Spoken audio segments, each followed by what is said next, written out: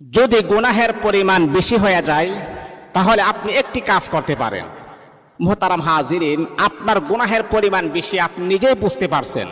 দেখেন, আমরা যখন গুনাহের কাজ করি, যেই ব্যক্তি গুনাহের কাজ করে সে কিন্তু বুঝতে পারে যে আমি যে কত বড় পাপাচার, আমি যে কত বড় পাপিষ্ট, সে নিজেই বুঝতে পারে। যদি এমনটাই যদি আপনার মনে হয় তাহলে আপনি একটি কাজ করবেন, আল্লাহ পাক রব্বুল আলামিন আপনার গুনাহকে ক্ষমা করে দিবেন।